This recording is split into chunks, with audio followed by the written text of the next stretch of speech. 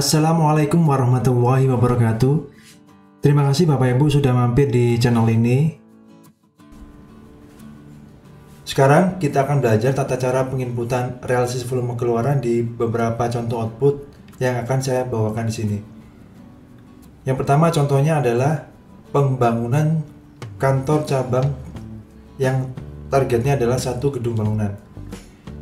Nah, bagaimana cara kita menghitung progres dan juga realisasi volume keluarannya? Nah, caranya adalah seperti ini. Jadi tahap pertama adalah kita menyusun kegiatan-kegiatan apa saja dalam pencapaian output tersebut. Misalkan kita sudah membuat daftar kegiatan itu ya. Kegiatan yang pertama misalkan tahap persiapan dengan kegiatan 1, 2, 3, dia bobotnya 5%. Kemudian kegiatan yang kedua yaitu desain rangka, bobotnya adalah 10%. Kemudian kegiatan yang ketiga yaitu pembangunan gedung itu sendiri, bobotnya kita kasih misalkan 50%. Dan yang terakhir misalkan serah terima gedung bangunan kita kasih bobot 20%. Nah, seperti itu. Jadi pertama kita tentukan dulu aktivitas atau kegiatan dalam pencapaian output tersebut. Setelah itu baru kita mengisi progres tersebut pada aplikasi smart seperti ini. Untuk RVK-nya, misalkan di bulan Januari kegiatan persiapan itu sudah selesai. Nah, di awal tadi kegiatan persiapan itu kita bobot 5%, sehingga di bulan Januari kita masukkan angka progres sebesar 5%. Dan kemudian untuk RVK-nya adalah 5 dibagi dengan 100, yaitu 0,05. Ya, seperti itu ya. Contoh lagi, di bulan Februari kegiatan yang kedua yaitu desain rangka sudah selesai. Yang tadi kita bobotkan 10%, sehingga di bulan Februari kita isikan progres sebesar 10%. Dan kemudian untuk RVK-nya kita isi dengan membagi antara 10% dengan 100%, yaitu 0,1. Contoh lagi di bulan Maret ada pembangunan sebesar 10%, sehingga untuk progres di bulan Maret kita isikan 10%. Dan untuk RVK-nya yaitu 10 dibagi dengan 100, yaitu 0,1. Nah, contoh lagi di bulan Desember yaitu serah terima kontrak gedung bangunan. Yang tadi di awal kita tentukan 20%, sehingga progres untuk bulan Desember adalah 20%. Dan RVK di bulan Desember adalah 0,2. Nah, ini adalah tata cara penginputan RVK yang terbaru, yaitu kita boleh mengisi RVK dengan angka desimal ya. Di bulan Januari 0,05, di bulan Februari 0,1, di bulan Maret 0,1, dan seterusnya sampai dengan bulan Desember yaitu 0,2. Kenapa kita harus mengisi RVK di tiap-tiap bulannya? Karena di formula 2018 ke atas kita sudah menggunakan rata-rata geometrik. Artinya ketika ada salah satu output yang rekap nilainya 0 ya, rekap nilai di sini maksudnya adalah penjumlahan dari RVK bulanannya adalah 0, maka nilai CKK itu akan menjadi 0. Karena nilai CKK adalah penyumbang tertinggi dari nilai kinerja, maka nilai kinerja dari satker yang bersangkutan akan rendah sekali ya, seperti itu ya. Nah, ini adalah tata cara penginputan untuk sampel output satu gedung bangunan. Ya, mungkin ada beberapa output lain yang sesuai dengan gedung bangunan ini. Misalkan satu peraturan atau satu dokumen atau satu layanan. Nah, kita lanjut di contoh output yang kedua. Di sini contohnya adalah sarana atau prasarana pendukung pembelajaran. Satuannya adalah unit. Targetnya di sini adalah 170 unit. Ini lebih simpel dan lebih mudah. Misalkan di sini di bulan Januari sudah tercapai 17 unit sarana pendukung pembelajaran. Sehingga untuk progresnya tinggal dibagikan saja angka 17 tadi dibagikan saja angka 17 tadi dengan total output yaitu 170, nanti hasilnya dikalikan dengan 100%. Ya. Nanti terlihat bahwa progresnya adalah 10%, ya. Yaitu 17 dari 170.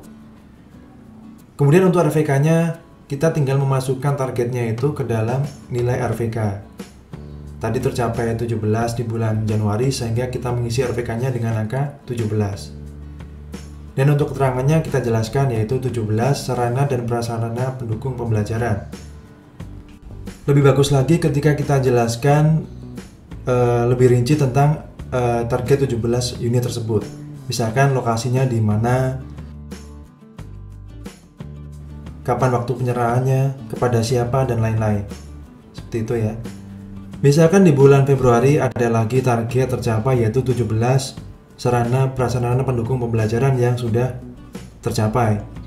Sehingga untuk progresnya kita isikan 10, yaitu dari 17 dibagi dengan 170 dikali dengan 100%. Kemudian RVK-nya sendiri kita tinggal memasukkan angka 17. Dan untuk keterangannya sendiri kita jelaskan 17 unit sarana dan prasarana yang diberikan tadi. Misalkan di daerah mana, diberikan kepada siapa, waktunya kapan, dan sebagainya. Nah, begitu seterusnya sampai dengan bulan Desember. Ketika kita rekap, maka nilai RVK total adalah 170, kemudian progresnya adalah 100%. Bagaimana ketika realisasinya melebihi target? Bapak Ibu mengisikan dengan data yang sesungguhnya ya, data yang real. Artinya ketika memang realisasinya melebihi 170 unit, Bapak Ibu mengisinya ya lebih dari 170 unit. Contohnya di sini misalkan realisasinya adalah 200 unit. Ya, yang di bulan Agustus sampai Desember yang tadinya kosong, kemudian ada penambahan realisasi sebesar 30 unit, sehingga ketika ditotal itu menjadi 200 unit. Nah, kemudian pastinya nanti nilai rekapnya akan bertambah, yang tadinya 170 menjadi 200. Dan progresnya pun dia melebihi 100%. Yang tadinya 100 mungkin bisa jadi 120%. Nggak masalah. Karena di aplikasi Smart ini kita memang dituntut untuk mengisi data sesuai dengan keadaan yang real. Ketika memang melebihi target, ya silakan Bapak Ibu tuliskan melebihi target. Ketika tidak tercapai sama sekali, ya Bapak Ibu tuliskan bahwa capaian output Bapak Ibu tidak tercapai sama sekali. Nah, yang penting di sini adalah di kolom keterangan, intinya Bapak Ibu menjelaskan kenapa itu tidak tercapai, kenapa itu melebihi target. Ini ada hubungannya sedikit dengan data anomali yang sering Bapak Ibu khawatirkan. Data anomali itu adalah data realisasi yang jauh melebihi target. Nah, data itu nggak masalah asal kita menjelaskan di kolom keterangan. Karena akhir-akhir ini memang BPK sudah mulai masuk ke dalam aplikasi Smart ini. Mereka mulai mengecek data-data realisasi yang sudah Bapak Ibu inputkan. Nah, khawatirnya ketika Bapak Ibu menginput data yang asal-asalan atau salah, nanti Bapak Ibu diminta pertanggungjawaban oleh BPK tentang data-data yang sudah Bapak Ibu inputkan. Jadi saran kami, Bapak Ibu mengisi data sesuai dengan capaian yang real Bapak Ibu lakukan, ya. Baik, kita lanjut ke slide berikutnya. Nah, di sini adalah output layanan yang targetnya adalah 12 bulan. Layanan di sini adalah layanan yang sifatnya rutin. Artinya setiap bulan realisasinya hampir sama. Nah, contohnya biasanya adalah layanan perkantoran. Untuk layanan ini, Bapak Ibu mengisinya adalah seperti ini ya. Untuk RVK, kita isi dengan angka 1 dari bulan Januari sampai dengan bulan Desember. Karena targetnya 12 dan setiap bulan kita memberikan layanan ya. Sehingga di bulan Januari artinya kita memberi layanan di bulan Januari, yaitu 1 bulan layanan, bulan Januari. Ketika kita di bulan Februari, kita isi dengan angka 1, artinya layanan di bulan Februari. Begitu seterusnya sampai dengan bulan Desember. Sehingga nanti ketika direkap atau dijumlahkan, maka total rekap adalah 12, yaitu 12 bulan. Nah, untuk progresnya kita bagi 100 dengan 12, yaitu 8,33. Kita isikan dari bulan Januari sampai dengan bulan November. Nah, kenapa kita mengisi 8,33 sampai dengan bulan November? Karena ketika kita mengisi 8,33 sampai dengan bulan Desember, rekapnya menjadi kurang dari 100%. Sehingga di bulan Desember kita akan membulatkan angka 8,33 itu menjadi 8,37. Untuk keterangannya kita jelaskan, misalkan di bulan Januari adalah layanan di bulan Januari. Kemudian dijelaskan rinci kegiatan apa saja yang dilakukan di bulan Januari. Begitu juga dengan bulan Februari, Maret, April sampai dengan bulan Desember. Nah, itu adalah layanan yang targetnya adalah 12 bulan. Nah, sekarang bagaimana dengan layanan yang targetnya adalah 1 tahun? Caranya hampir sama. Untuk RVK-nya sendiri yaitu kita membagi angka 1 dengan 12. Ya. 1 dibagi 12 sehingga hasilnya adalah 0,0833. Ini kita isikan dari bulan Januari sampai dengan bulan November. Kemudian untuk bulan Desembernya adalah 0,0837. Kenapa seperti itu? Teman-teman sudah tahu ya. Yaitu untuk membulatkan nilainya sehingga nanti direkapnya menjadi angka 1, yaitu 1 tahun. Dan untuk progresnya sama dengan layanan dengan target 12 bulan, yaitu kita mengisinya 8,33 untuk bulan Januari sampai dengan bulan November. Dan ketika di bulan Desember kita isikan 8,37. Sehingga nanti ketika direkap jumlahnya adalah 100%. Sekarang kita lanjut ke output yang selanjutnya. Dan di sini target outputnya adalah 6 dokumen. Nah, karena dokumen itu mempunyai step-step yang berbeda-beda, mempunyai langkah-langkah atau proses yang berbeda-beda, maka kita wajib membuat semacam Excel seperti ini Pak ya, matriks seperti ini. Nah, di sebelah kiri itu adalah dokumen-dokumennya, dokumen 1 sampai dengan dokumen 6. Kemudian yang mendata di atas adalah bulan Januari sampai dengan bulan Desember. Dan nanti kemudian di bawahnya adalah progres yang kita inputkan, di bawahnya lagi adalah output yang tercapai. Nah, bagaimana cara kita mengisi angka-angka yang ada di sini? Yang jelas cara mengisinya adalah dengan mengisi progres dari masing-masing dokumen di masing-masing bulan. Jadi kalau kita lihat di sini, contoh skenarionya adalah seperti ini. Di bulan Januari, dokumen 1 sudah ada progres 5%. Dokumen 2 ada progres 8%. Dokumen 3 sampai dengan dokumen 6 masih belum ada progres. Ya, jadi di bulan Januari dokumen 1 5%, dokumen 2 8%. Ketika dijumlahkan adalah 13%.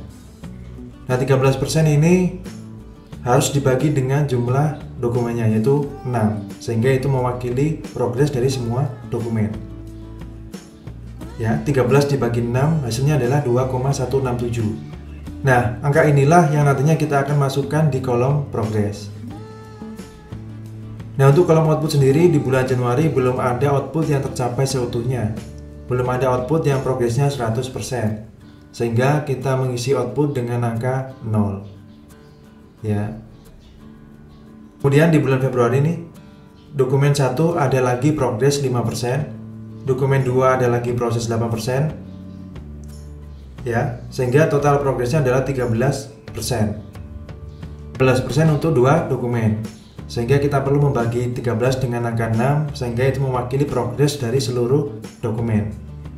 Hasilnya sama yaitu 2,167.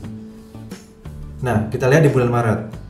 Di bulan Maret dokumen 1 ada progres 10%, dokumen 2 ada progres 8%, dokumen 3 ada progres 5%. Dokumen 4 masih kosong, dokumen 5 ada progres 10%, dan dokumen 6 masih kosong. Nah, ketika dijumlahkan, jumlahnya adalah 33%. Tentunya dibagi dengan 6 agar itu mewakili progres dari seluruh dokumen. Dan hasilnya adalah 5,5. Ya. Begitulah cara menghitung progres dari bulan Januari sampai dengan bulan Desember. Nah, bagaimana kita mengisi outputnya? Outputnya kita lihat ya di sini kapan dokumen itu tercapai 100%. Jika dilihat di sini, dokumen 1 tercapai 100% pada bulan Juni. Sehingga kita tarik ke bawah menjadi angka 1 di nilai capaian output. Artinya di bulan Juni kita tidak hanya mengisi progres, akan tetapi juga mengisi realisasi output, yaitu 1 output, 1 dokumen, yaitu dokumen 1. Nah, kita lihat lagi di bulan Juli, dokumen 4 sudah tercapai 100%.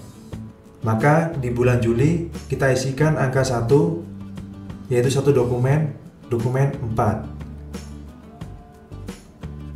Nah, kemudian di bulan Oktober dokumen 5 sudah selesai 100%. Maka untuk realisasi output kita isikan angka 1, yaitu 1 dokumen mewakili dokumen 5. Dan di bulan November dokumen 6 sudah selesai 100%. Kita isikan lagi untuk nilai RVK-nya adalah 1, yaitu mewakili dokumen 6. Nah, di sini kita lihat di bulan Desember ada 2 dokumen yang selesai 100%, yaitu dokumen 2 dan dokumen 3. Karena ada 2 dokumen yang selesai di bulan Desember, maka kita mengisi RVK-nya adalah 2, yaitu 2 dokumen 2 dan dokumen 3. Nah, begitulah cara kita mengisi progres dan keterangan dari output dokumen yang jumlahnya lebih dari 1. Kita harus membuat metrik seperti ini, sehingga nanti ketika direkap, total progresnya adalah 100% dan total outputnya adalah 6. Ya. Dan kemudian dari beberapa output yang saya jelaskan tadi itu sebagai gambaran saja buat Bapak Ibu. Pada intinya kita diinstruksikan untuk mengisi nilai angka itu, angka progres dan angka realisasi output dengan data yang real. Tentunya Bapak Ibu nanti harus bisa mempertanggungjawabkan angka-angka yang sudah Bapak Ibu inputkan. Nah, mungkin cukup sekian tutorial penginputan realisasi output di aplikasi Smart Kementerian Keuangan. Apabila ada yang ditanyakan, silakan Bapak komen di bawah. Dan jangan lupa klik like and subscribe agar Bapak Ibu bisa mendapatkan informasi video-video terbaru tentang aplikasi Smart. Akhir kata saya ucapkan wassalamualaikum warahmatullahi wabarakatuh.